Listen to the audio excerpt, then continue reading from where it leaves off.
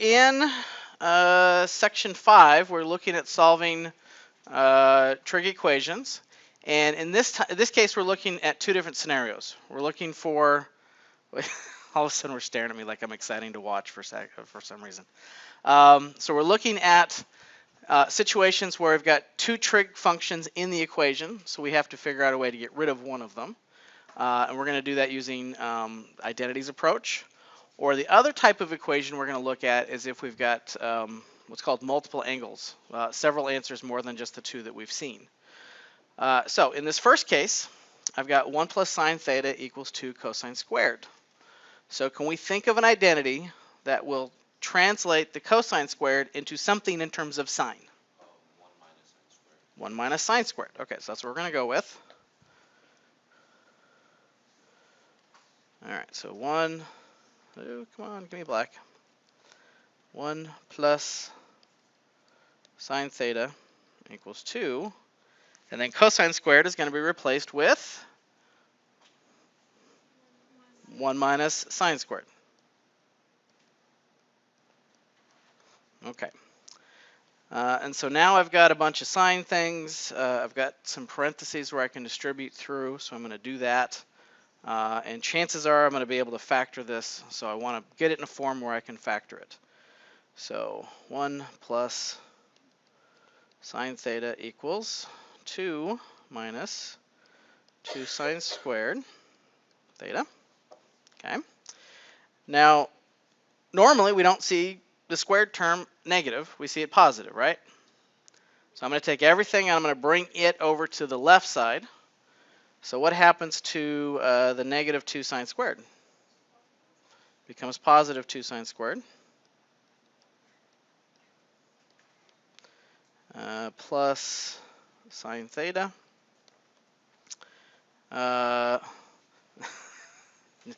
Yes, I'm wearing a headset. It happens. And then what happens to the 1? Becomes what now? Negative 1. Yeah, I'm subtracting 2 from both sides. So I only need to cover one of those ears. Okay. All right, so let me make sure we're all on board so far. Anybody lost? Nope. Okay. So at this point, we're going to try to factor.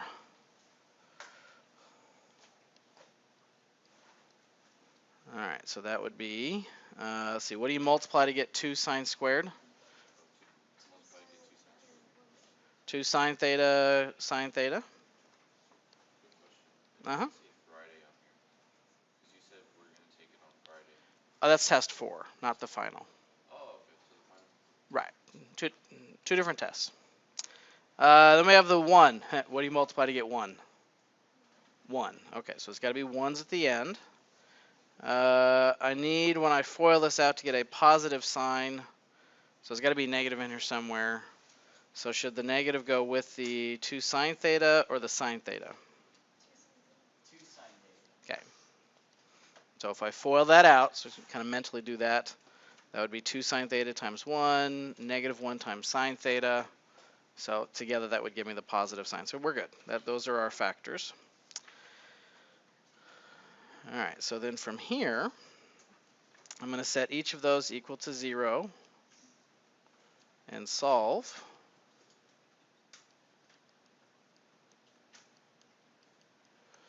Okay, so up in the top, what does sine theta equal to? 1/2. And down below, what's sine theta equal to? Negative 1. Okay, so what I need to do is I need to think about the unit circle, and I need to think, where do I see a positive sign? So what quadrants is it positive in? First and second. And I'm looking for the angle who's got a y value, a sine value of 1/2. So that would be pi over 6. And in the first quadrant, what would it be in the second?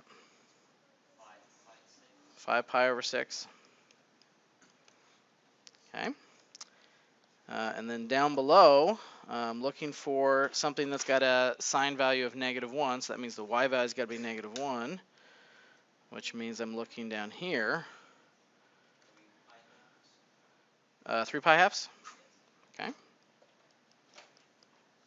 All right, and I am done. Got them all. All right, so any questions or concerns about that one? Nope. Okay. You have to bear with me for this technical aspect. Okay, so in this question, it says we're solve the equation sine 2 theta minus cosine theta equals 0. Okay, so again, we've got two trig functions, sine and cosine, and I need to make one look like the other. Luckily, we've already got one identity that I can translate this into, and there's only one form of it. So what is the identity for sine 2 theta?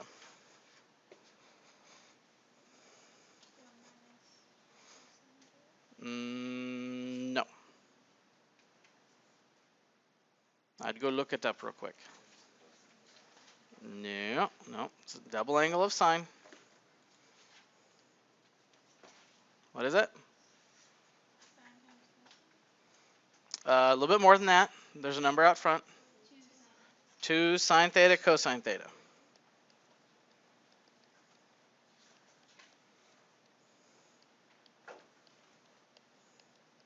Okay. So then from here, what do I notice I can factor out? Cosine theta. All right, so if I take out a cosine theta, what's left behind? 2 sine theta minus 1. Okay. So far, so good? Okay. So then I'm going to take each factor and set it equal to 0. Okay, now cosine theta equals 0. It's already isolated. Oops, forgot the equals 0. What does, if I move over the 1, divide by the 2, what would sine theta equal? 1/2. And that should feel very familiar. Okay, so going back over to cosine theta equals 0. So looking at the unit circle, bless you. How many places have a angle where the cosine value is 0? There's 2 of them. So there's one up there and one down there.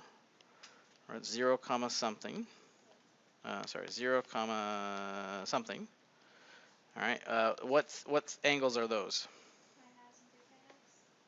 Okay.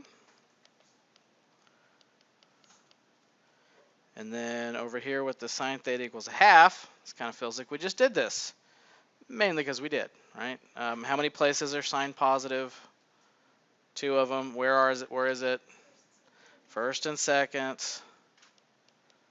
All right, so what angles are we talking about there?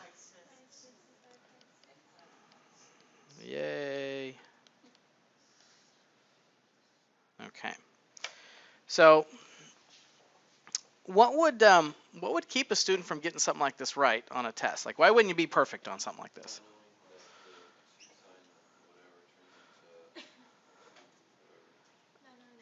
Not knowing your identities, right? If you're staring at 2 sine theta and you have no idea what that equals, you're done, right? There's no way to actually continue the problem at that point. You just take the hit, right? How easy a skill is that, by the way? Like, how difficult is it to memorize sine? Flashcards are a pretty easy skill to memorize. It's something you've been doing for years, right? So that's not too bad. What else would keep a student from getting this one right? Factoring, okay? If you weren't able to recognize that you had to factor. And it's kind of weird because we're not used to factoring with words, but that's what's going on. And then what else would prevent us from getting this right? Units, it sounds like it's just a broken record, doesn't it? Sounds like I ask these same questions all the time, right? Unit circle would keep you from getting something like this right. So if you are staring at this and you're sitting there thinking, I don't know what to do. Sure you do. Go learn your unit circle. Go memorize your identities. Start with that, and then hopefully the rest will fall into place. So Any questions on this one? No. All right, let me goes away as soon as I start recording. Okay, so now we got this one. It's wireless. So I'm not sure how far range I have. I don't know if I can pace like I normally do.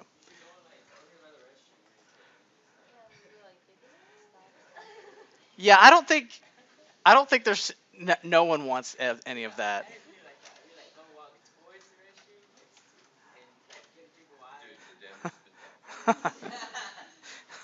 You made it awkward, man. Okay, so we've got cosine theta plus 1 equals sine theta. And same goal. We've got two different trig functions. So we need to figure out a way to get them to say the same thing. So do we have something that converts just regular cosine to sine? Is there any of our identities that do that? Right, but if you go and you look at them, do any of them, like a lot of them just have squareds in them, right?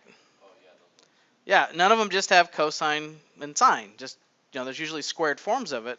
So speaking of which, if it did say squared, would we know what to do? Like if it said sine squared, I would automatically go, oh, let's just make that say 1 minus cosine squared, right? So that's what I'm going to do here. Since I need it to say squared, then I'm going to go ahead and square both sides. But there is a consequence for that. So let me kind of write out what I said we're going to do. So we're going to square both sides. Okay, now the consequence is, what happens when you square a negative?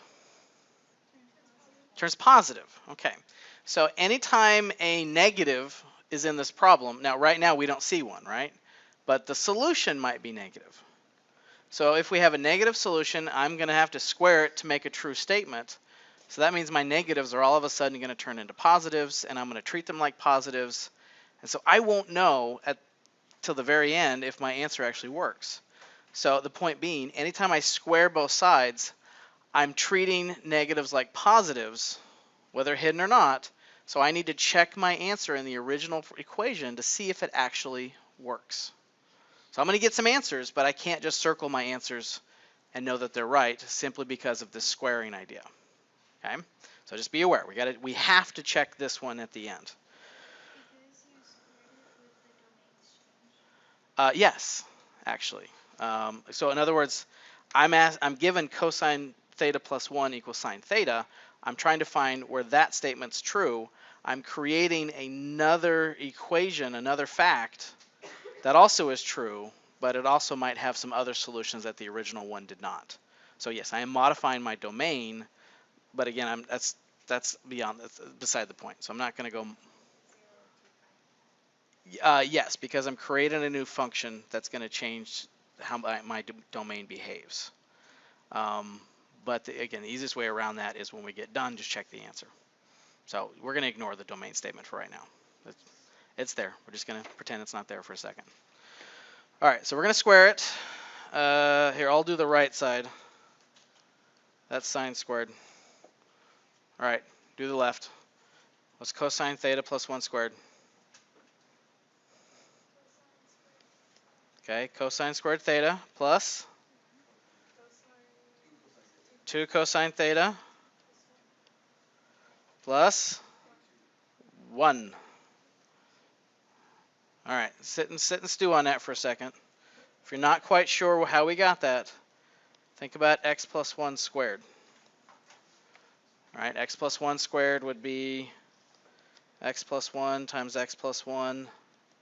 So if you FOIL that out, you should get x squared plus 2x plus 1. So it's the exact same pattern, but instead of x's, we have cosine thetas. Right? Everything else is the same. Okay. Now, at this point, I get to make a decision. Not a hard one, but I get to make one. I can see a cosine squared and I can see a sine squared. Obviously, I can convert one into the other very easily. So which one would make more sense to use? Yeah, why would it make more sense to convert sine squared into cosine squared? Well, it's because you get one term, but more importantly, I don't know if this is going to work or not. This cosine theta I can't get rid of. So if I convert the sine squared into 1 minus cosine squared, at least I have a whole bunch of cosine squareds or a lot of cosines. And so I can put the like terms together and hopefully try to factor. So it just makes sense that I want to convert the sine squared into 1 minus cosine squared. All right, so everything else I will bring down.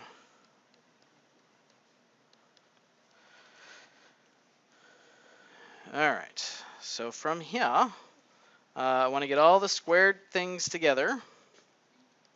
So if I bring that minus cosine squared over, how many cosine squares do I end up having? Okay, so 2 cosine squared theta.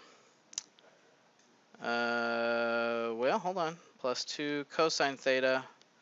And then what's happening with the ones? They cancel out and I'm going to get 0.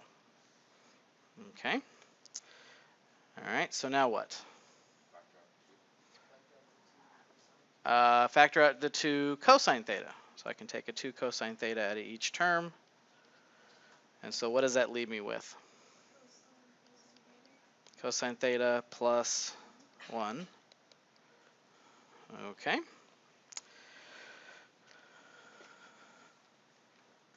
All right, so then I want to set each of those equal to 0 and solve.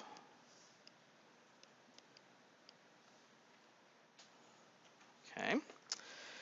Well, obviously the 2 cosine theta, how do I get rid of the 2? Divide it.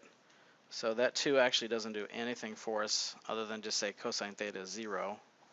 And here cosine theta would equal -1. Okay. So we've actually done this one before today. Cosine theta is 0, so we got 2 places for it. I'll do the same thing last time. Cosine theta is -1. Where do I see a -1 in the cosine? Back here at pi? Okay. So my angles are what? Pi halves, 3 pi halves, and pi. Okay. All right. I'll give you a second to think. Any questions on this one? So again, you don't have to change it just because of the integral or because you squared it or anything? Actually, I got so excited I forgot something. What did I forget? You asked me something. I'm like, oh, I totally forgot something. Well, let's see. Are we inside the domain of it? Domain's good. I made a big deal about something and then I completely didn't even try it. What did I say we have to do at the end of the problem? Check it. I said we have to check it. I just went and circled it, didn't even think twice about it. So I actually, those are my possible answers. I need to go back in here and see if they actually work. So cosine theta plus 1 equals sine theta.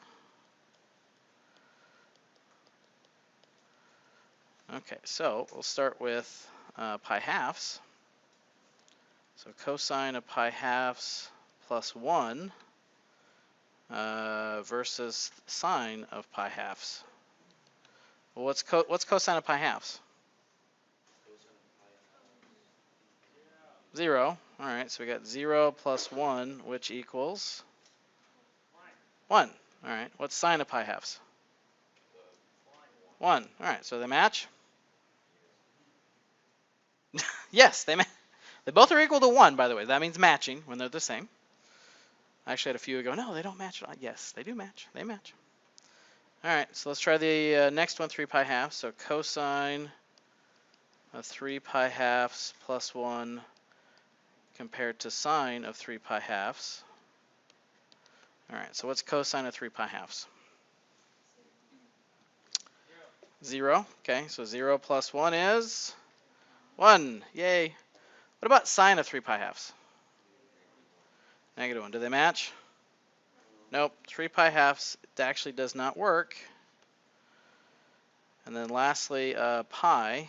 So we have cosine of pi plus 1 and sine of pi. All right, so what's cosine of pi? What is it? Negative 1. All right, so negative 1 plus 1, which is 0.